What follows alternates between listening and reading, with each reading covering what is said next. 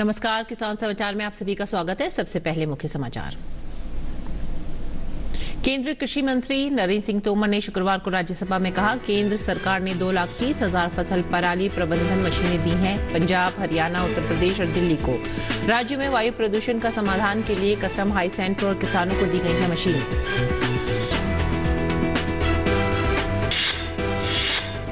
केंद्रीय मंत्री साध्वी निरंजन ज्योति ने शुक्रवार को राज्यसभा में कहा, 1 अक्टूबर 2022 तक लगभग 227 लाख मीट्रिक टन गेहूं और 205 लाख मीट्रिक टन चावल हैं उपलब्ध।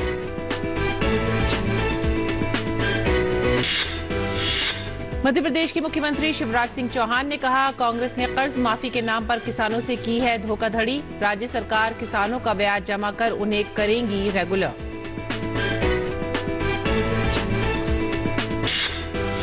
चक्रवाती तूफान मैंडूस ने चेन्नई के पास ममल्लापुरम तट को किया पार। तूफान कमजोर होकर उत्तर पश्चिम दिशा की ओर बढ़ा। त्रिवुलर से नागपट्टनम तक सभी तटीय जिलों में तेज हवाओं के चलते रेड अलर्ट जारी।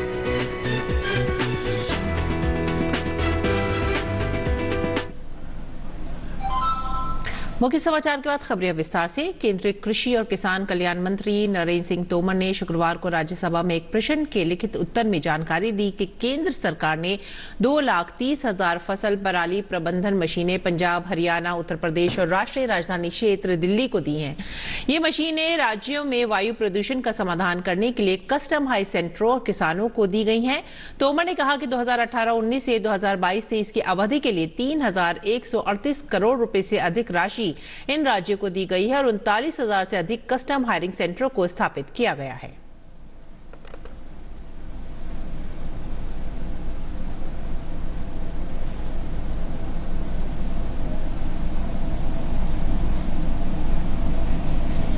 केंद्रीय उपभोक्ता कार्य, खाद्य एवं सार्वजनिक वितरण राज्य मंत्री साध्वी निरंजन ज्योति ने शुक्रवार को राज्यसभा में एक प्रश्न के लिखित उत्तर में बताया कि केंद्रीय पूल में 1 अक्टूबर 2022 तक 227.46 लाख मीट्रिक टन गेहूं और 204.67 लाख मीट्रिक टन चावल उपलब्ध हैं।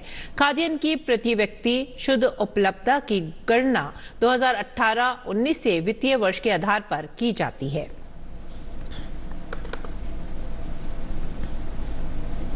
और मध्य प्रदेश के मुख्यमंत्री शिवराज सिंह चौहान ने शुक्रवार को मुख्यमंत्री निवास पर आयोजित किसान गौरव सम्मेलन को संबोधित किया। चौहान ने कहा कि कांग्रेस ने कर्ज माफी के नाम पर किसानों से धोखाधड़ी की है। कर्ज माफी की राह देखते हुए कई किसान डिफॉल्टर हो गए। हम कांग्रेस की धोखाधड़ी के शिकार किसानों का ब्याज जमा करके उन्हें रेगुलर करेंगे। शिवराज सिंह ने कहा कि मुख्यमंत्री ट्रांसफार्मर अनुदान योजना नए बजट में शीघ्र प्रारंभ की जाएगी। आप लोगों से जिस तरह के सुझाव मिलेंगे उसके अनुसार ट्रांसफार्मर शीघ्र बदले जाने के लिए अतिरिक्त ट्रांसफार्मर की व्यवस्था की जाएगी। किसान भाई अपने खेतों तक आसानी से पहुंच सकें, इसके लिए मुख्यमंत्री खेत सड़क योजना शीघ्र शुरू की जाएगी। उन्होंने कहा कि गांवों में जो किसान लंबे समय से जमीन पर काबिज हैं, उन्हें उस भूमि का पट्टा देकर मुख्यमंत्री भू स्वामित्व योजना के अंतर्गत जमीन का मालिकाना हक भी दिया जाएगा। और मध्य प्रदेश के मुख्यमंत्री शिवराज सिंह चौहान ने जन सेवा अभियान के तहत आयोजित कार्यक्रम में छिंदवाड़ा पहुंचे। पैसे एक्ट को लेकर मुख्यमंत्री ने कहा कि मेरी सरकार भोपाल से नहीं, गांव के चौपाल से ही चलेगी। में जो प्रावधान किए हैं वो हमारे पैसा गांव के लिए किए। ये पैसा केवल नवासी ब्लॉक में लागू होगा, पैसा शहरों में लागू नहीं होगा। और गांव में भी आदिवासी भाई बहनों के अलावा अगर कोई और समाज का आदमी रहता है तो वो भी पैसा की ग्राम सभा का सदस्य होगा। इसलिए पैसा से किसी को घबराने की जरूरत नहीं है। पहली बात, धरती सबके लिए बनाई, पानी सबके लिए बनाया कि नहीं बनाया? धरती सबकी, पानी सबका, हवा सबकी, जंगल सबके, खदानें सबकी, और ये पैसा किसी का अधिकार देता है। पहला अधिकार जमीन का अधिकार, और इसलिए हर साल ये गांव में रखा जाएगा। और अगर कोई गड़बड़ पाई गई तो उस गड़बड़ को ग्राम पंचायत, ग्राम सभा सुधार सकेगी। एक बात, एक और महत्वपूर्ण बात मैं आपके सामने रखना चाहता हूं। कई लोग गलत नियत से आदिवासी की जमीन हड़पने की कोशिश करते हैं। कई तो आदिवासी बेटी से शादी कर ली और जमीन खरीद ली, जमीन हड़प ली, अपने नाम करवा लो, सरपंची लड़ लो, ये नहीं चलेगा। और इसलिए अगर ऐसी हरकत कोई करता है तो हम कानून भी कड़ा बनाएंगे और ग्राम सभा को यह अधिकार है कि वो ऐसी जमीन फिर उसके पास ना जाने दे, हस्तक्षेप करके रोक ले और आदिवासी के पास ही वो जमीन रहे। बोलो ये होना चाहिए कि नहीं? जोर से बोलो, होना चाहिए कि नहीं? शिवराज सिंह चौहान ने कहा कि पंचायत को मजबूत बनाया जा रहा है। मजदूर काम के लिए कहीं बाहर जाएगा, कोई एजेंसी ले जाएगी तो उसको गांव में ग्राम सभा को सूचित करना पड़ेगा कि मैं शिवराज सिंह चौहान फलानी जगह काम के लिए मजदूरों को ले जा रहा हूं। बिना ग्राम सभा को बताए अगर वो ले गया तो सीधे उसको जेल जाना पड़ेगा। केंद्र सरकार प्रधानमंत्री नरेंद्र मोदी के नेतृत्व में भारतीय किसानों और कृषि की सहायता करने का हर संभव प्रयास कर रही है। इन प्रयासों में गुणवत्तापूर्ण बीजों की आपूर्ति, इनपुट, ऋण उपलब्धता, फसल बीमा सुनिश्चित करना शामिल है। इसके परिणाम स्वरूप इस वर्ष रबी फसलों के रकबे में बड़े पैमाने में वृद्धि हुई है। मोटे सह पोषक अनाजों की खेती के रकबे में 4.34 लाख हेक्टेयर की वृद्धि देखी गई है। वर्ष 2021-22 में 32.05 लाख हेक्टेयर की तुलना में इस वर्ष अब तक का कवरेज 36.39 लाख हेक्टेयर है। ये एक शुभ संकेत है क्योंकि संयुक्त राष्ट्र ने 2023 को अंतर्राष्ट्रीय मोटा अनाज वर्ष घोषित करने का प्रस्ताव पारित किया है, जिसकी पेशकश भारत द्वारा खाद्य और कृषि संगठन को की गई थी। भारत अग्रणी रूप से IYOM को बड़े पैमाने पर मना रहा है। IYOM मनाए जाने के कारण मोटे अनाज की मांग में हुई वृद्धि को इसके अधिक उत्पादन की बदौलत पूरा किया जा सकेगा। सरकार सभी फसलों की उत्पादकता बढ़ाने पर भी जोर दे रही है और इसके लिए किसानों को तकनीकी सहायता और महत्वपूर्ण इनपुट के साथ साथ HYV बीज मिनीकिट मुफ्त में दिए जाते हैं। उच्च उत्पादकता के साथ रकबे में हुई वृद्धि देश के खाद्य अन्न उत्पादन में एक नया मील का पत्थर स्थापित करेगी। अधिक उत्पादन और लाभकारी कीमतों के लिए समर्थन के कारण किसानों की आय में भी वृद्धि होगी। उत्तर पूर्व की महिलाओं को मशरूम की खेती में कौशल विकास प्रशिक्षण देकर उन्हें अपनी आजीविका प्राप्त करने में सहायता प्रदान की जाती है। उत्तर पूर्व विकास मंत्रालय के तत्वावधान में उत्तर पूर्व क्षेत्र सामुदायिक संसाधन प्रबंधन सोसाइटी कौशल विकास प्रशिक्षण के माध्यम से नारी शक्ति को सशक्त बनाने की दिशा में उत्तर पूर्व क्षेत्र की ग्रामीण महिलाओं को मशरूम की खेती में प्रशिक्षण प्रदान कर उन्हें अपनी आजीविका कमाने में सहायता प्रदान करता है। इसकी शुरुआत NERCRMS द्वारा मशरूम की खेती के लिए एक महिला स्वयं सहायता समूह बाचुंग को प्रशिक्षण देने के साथ हुई थी। ये समूह अरुणाचल प्रदेश के चांगलांग जिले में स्थित है। इस समूह का गठन जनवरी 2016 में 20 महिला सदस्यों के साथ हुआ था और ये समूह सिंगफो जनजाति से संबंधित है। इस क्षेत्र में मशरूम की खेती में तीव्र गति से बढ़ोतरी हो रही है और उत्पाद को बाजार में अच्छा मुनाफा प्राप्त हो रहा है। कस्तूरी मशरूम बिना खाद के प्रोटीन युक्त भोजन का उत्पादन करने के लिए सबसे उपयुक्त कवकों में से एक है। इस समूह ने NERCRMS के प्रति अपनी कृतज्ञता व्यक्त की, जिसने उन्हें आय सृजन करने के लिए मशरूम की खेती के बारे में जानकारी प्रदान की और ग्रामीण महिलाओं का कौशल विकास करने और उसे बढ़ावा देने के लिए सैद्धांतिक और वित्तीय सहायता भी प्रदान की। चक्रवाती तूफान मैंडूस आज तड़के ममल्लापुरम के नजदीक उत्तरी तमिलनाडु तट को पार कर गया। ये तूफान कल आधी रात आया था लेकिन अब थम गया है।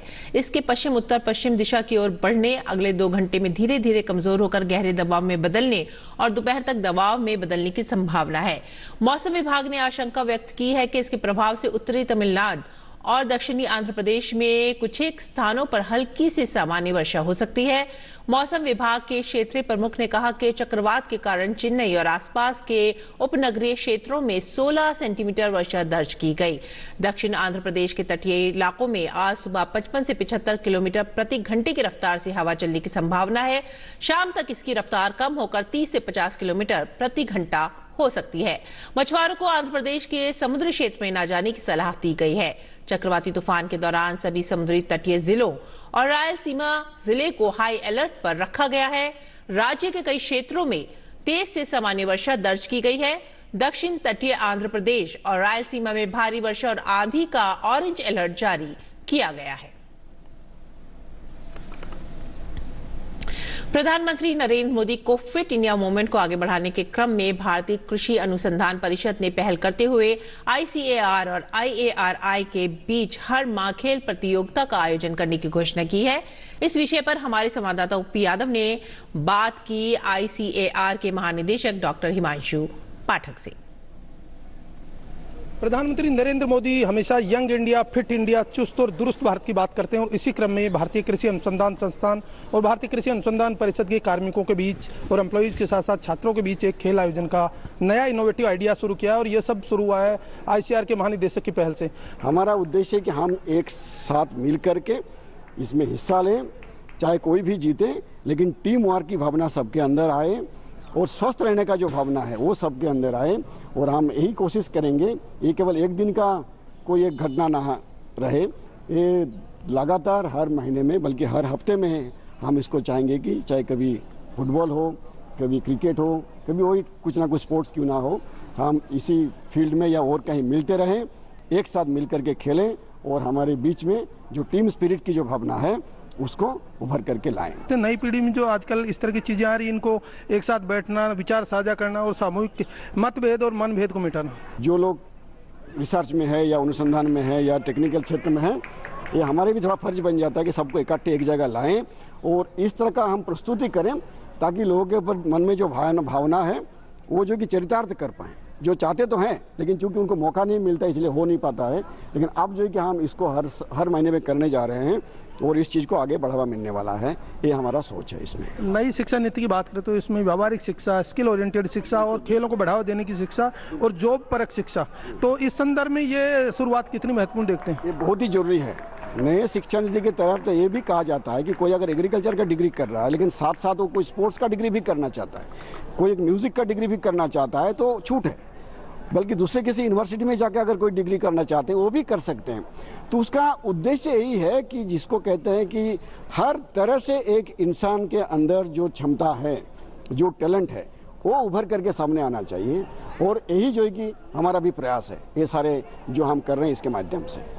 अगर बात करें सर करियर ओरिएंटेड स्पोर्ट्स की, तो IRI में वैसे तो एग्रीकल्चर और शिक्षा, प्रसार और अनुसंधान को बढ़ावा दिया जाता है, लेकिन अगर खेलों में भी कोई रुचि रखना चाहे तो उसके लिए क्या रास्ते विकल्प हैं अलग से? इस समय जो है कि अब नए एजुकेशन पॉलिसी जो आपने जिक्र किया उसमें स्पोर्ट्स को काफ़ी बढ़ावा दिया जा रहा है। उसमें IRI जैसे संस्थान तो एग्रीकल्चर रिसर्च और एजुकेशन और एक्सटेंशन के लिए ही है, लेकिन इसमें भी कोई भी अगर स्टूडेंट खेल के क्षेत्र में कुछ करना चाहते हैं तो उनको सारे सुविधा हम उपलब्ध कराएंगे।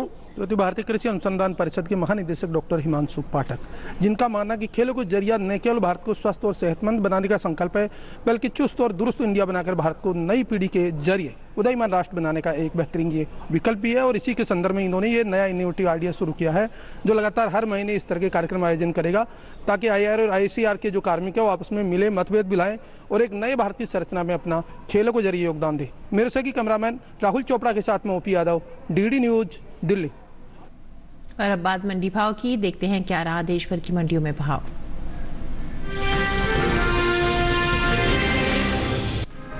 कृषि उपज मंडियों में इन दिनों धान की आवक सामान्य बनी हुई है। बात भाव की करें तो ज्यादातर मंडियों में शुक्रवार को धान के भाव स्थिर रहे, जबकि कुछ मंडियों में इस दौरान धान के भाव में नरमी देखने को मिली। हाजिर भाव पर नजर डालें तो एगमार्कनेट के अनुसार गुजरात की दहेगाम मंडी में 8 दिसंबर को धान का भाव रहा 1832 रुपए। 9 दिसंबर को इसके भाव में 12 रुपए की गिरावट आई और भाव हो गया 1820 रुपए। केरल की पुलपल्ली मंडी में बीते 2 दिनों के दौरान धान के भाव स्थिर रहे। यहां 8 और 9 दिसंबर को धान 2050 रुपए पर बिकी। उत्तर प्रदेश की बदायूं मंडी में 8 दिसंबर को सामान्य धान का भाव था 2040 रुपए। 9 दिसंबर को इसके सौदों में कोई बदलाव नहीं हुआ और भाव 2040 रुपए पर बना रहा। उत्तर प्रदेश की मंडियों में धान के भाव की बात करें तो शुक्रवार को लखीमपुर मंडी में सामान्य धान का भाव रहा 2040 रुपए। इलाहाबाद मंडी में भाव रहा 2040 रुपए। गोंडा मंडी में धान 2040 रुपए पर बिका, जबकि इटावा मंडी में भी इस दौरान धान के सौदे 2040 रुपए पर हुए। बात धान की बुआई की करें तो चालू रबी सीजन में धान की बुआई बीते साल से आगे चल रही है। कृषि मंत्रालय की ओर से साल 2022-23 के लिए जारी ताजा आंकड़ों के अनुसार 8 दिसंबर तक रबी धान की बुआई 11,86,000 हेक्टेयर में हो चुकी है, जबकि बीते साल इस दौरान बुआई का क्षेत्रफल 10,42,000 हेक्टेयर रहा था। यानी इस साल रबी धान की बुआई बीते साल के मुकाबले 1,44,000 हेक्टेयर आगे है।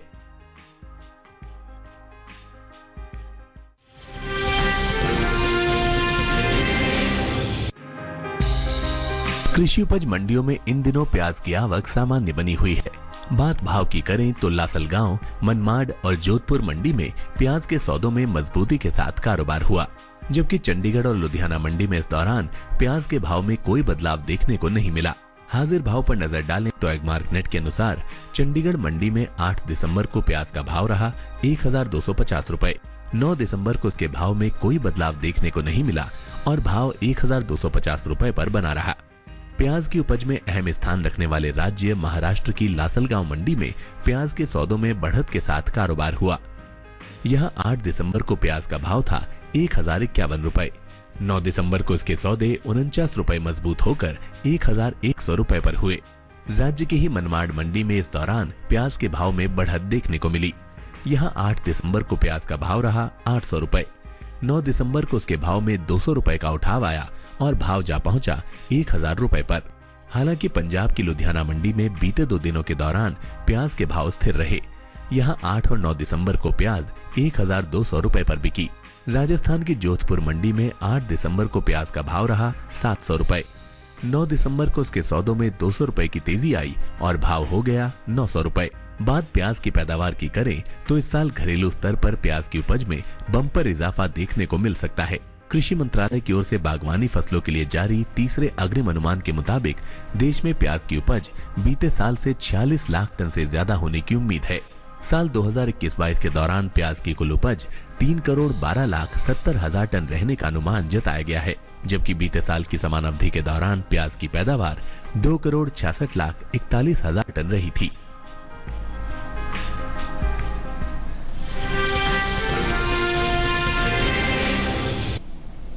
और आइए बात करते हैं मौसमी खेती की। किसान इस मौसम में कैसे रख सकते हैं अपनी खेती का ख्याल, आइए जानते हैं।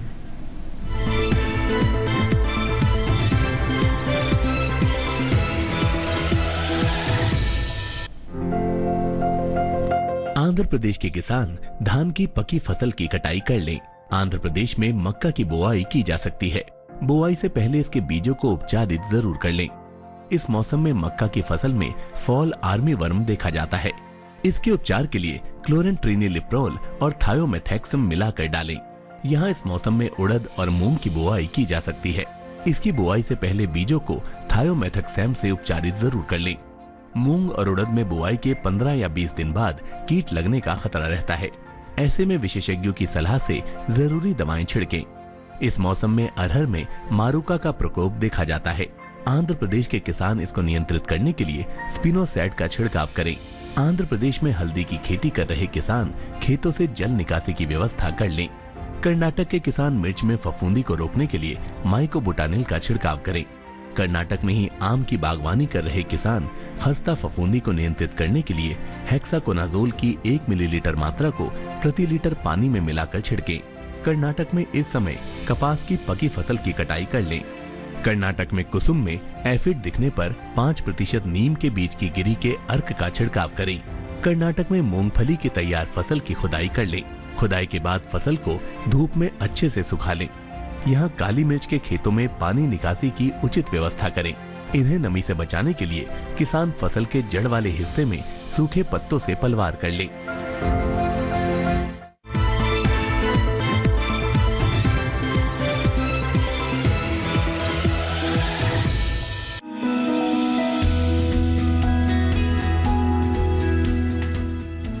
शलजम को वैसे तो सभी तरह की मिट्टी में बोया जा सकता है, लेकिन दोमट मिट्टी सबसे उत्तम होती है। शलजम के खेत से जल निकासी की समुचित व्यवस्था जरूरी है। पूसा कंचन, पूसा श्वेता और पंजाब श्वेत, पूसा स्वर्णिमा और स्नोबॉल इसकी प्रमुख किस्में हैं। 1 हेक्टेयर खेत के लिए 3 से 4 किलोग्राम बीज पर्याप्त होता है। बुआई कतारों में करें, लेकिन बरसात के मौसम में मेड़ों पर लगाना ज्यादा अच्छा रहेगा। कतार से कतार की दूरी 30 से 45 सेंटीमीटर यानी 1.5 से 2.5 हाथ रखें, जबकि बीज से बीज की दूरी 10 से 15 सेंटीमीटर यानी आधे से पौना हाथ। बुआई के 8 से 10 दिन बाद पहली सिंचाई करें। उसके बाद जरूरत पड़ने पर 10 से 12 दिन के अंतराल पर पानी देते रहें। बोने के 25 से 30 दिन बाद मिट्टी चढ़ा दें। इसकी 2 से 3 निराई और गुड़ाई करनी पड़ती है। शलजम में व्हाइट रस्ट, सर्कोस्पोरा, पीला रोग, ऑल्टरनेरिया और पर्ण अंगमारी जैसी बीमारियां हो सकती हैं। शलजम में माहू, मूंगी, बालदार कीड़ा, सुंडी, आरा मक्खी और डायमंड बैक मोथ जैसे कीट भी हमला कर सकते हैं।